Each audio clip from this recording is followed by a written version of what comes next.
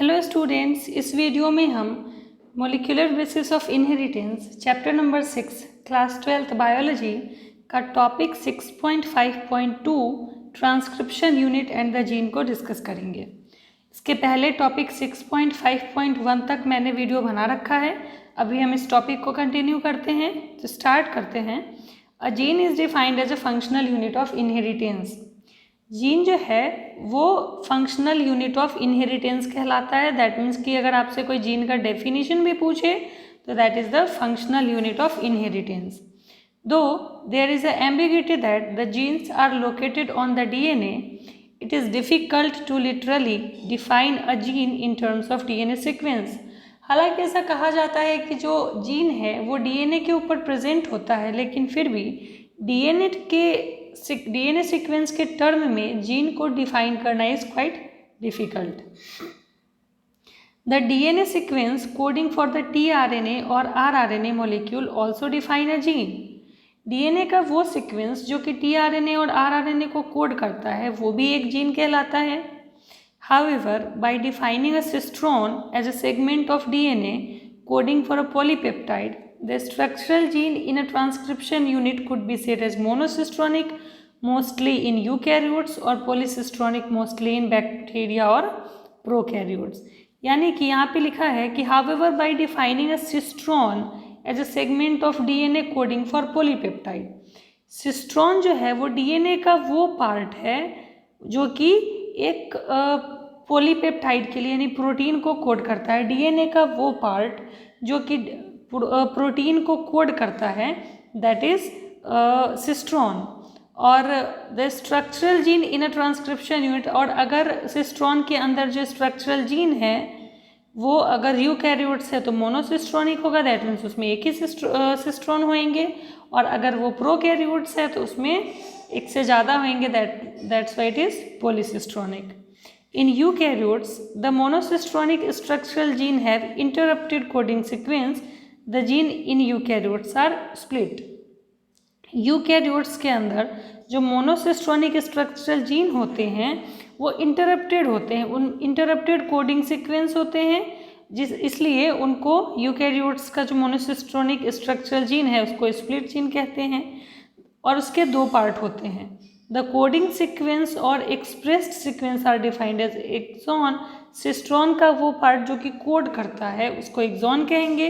Exons are said to be those sequences that appear in mature or RNA or processed RNA.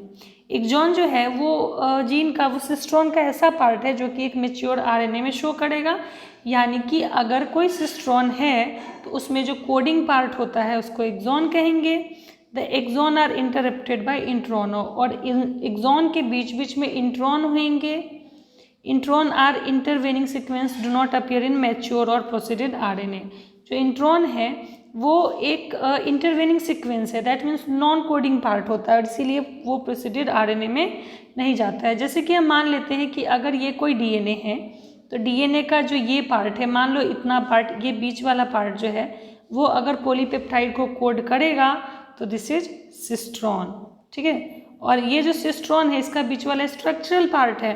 तो अगर ये कोई eukaryote का cistron है तो इस सिस्ट्रॉन से जो आरएनए बनेगा तो उसमें इस सिस्ट्रॉन के दो पार्ट होंगे, कुछ पार्ट एक्सॉन कुछ पार्ट इंट्रॉन, ऐसे, ठीक है। ये वाला पार्ट मान लो एक्सॉन होगा, ये वाला इंट्रॉन होगा, फिर एक्सॉन होगा, ऐसे करके। तो जो एक्सॉन वाला पार्ट होगा वो आगे आरएनए में प्रोटीन में शो करेगा, आरएनए में शो करेगा, और जो इंट्रॉन वाला पार्ट होगा वो आगे आरएनए में शो नहीं करेगा। दैट मीन्स कि this is non functioning part and this is functioning part. जो इंट्रॉन है ये आगे आरएनए में नहीं जाएगा, और जो एक्सॉन है ये जाएगा। ये फंक्शनल पार्ट है, एक्सॉन फंक्शनल पार्ट है, इंट्रॉन नॉन फंक्शनल पार्ट है, ठीक है। इसीलिए लिखा हुआ है कि इंट्रॉन जो है वो इंटरवेनिंग पार्ट है। मतलब अगर ये एक्सॉन है, बीच में इंट्रॉन है, फिर एक्सॉन है, फिर इंट्रॉन है, तो एक्सॉन वाला पार्ट आगे जाएगा और इंट्रॉन वाला पार्ट आगे नहीं जाएगा, फिर एक्सॉन वाला पार्ट आगे जाएगा, इंट्रॉन वाला नहीं जाएगा। यही चीज़ लिखा हुआ है। The split gene arrangement further complicates the definition of gene in terms of DNA segment. और ये जो स्प्लिट जीन है, ये जो स्प्लिट जीन का एक्सॉन इंट्रॉन का जो अरेंजमेंट है, ये डीएनए के डेफिनेशन को एक बार फिर से इसके डेफिनेशन को कॉम्प्लिकेट करता है। Inheritance character is also affected by promoter and regulatory sequence of structural gene. ये जो इनहेरिटेंस कैरेक्टर होता है ये प्रमोटर और रेगुलेटरी स्ट्रक्चरल जीन के प्रमोटर और रेगुलेटरी सीक्वेंस से भी अफेक्टेड होता है। Hence, sometimes the regulatory sequence are loosely defined as regulatory gene, even though these sequence do not code for any RNA और प्रोटीन। और कभी कभी क्या होता है, जो रेगुलेटरी सीक्वेंस होते हैं ये रेगुलेटरी जीन कहलाते हैं, जबकि ये किसी भी RNA या फिर प्रोटीन को कोड नहीं करते हैं। इसीलिए इस जो स्प्लिट जीन है, एक्सॉन इंट्रॉन का जो प्रेजेंस है, इस वजह से डीएनए का जो डेफिनेशन है, जीन का जो डेफिनेशन है डीएनए के टर्म में, वो थोड़ा और ज़्यादा कॉम्प्लिकेटेड है। नेक्स्ट वीडियो में हम topic 6.5.3 types of RNA and the process of transcription को पढ़ेंगे।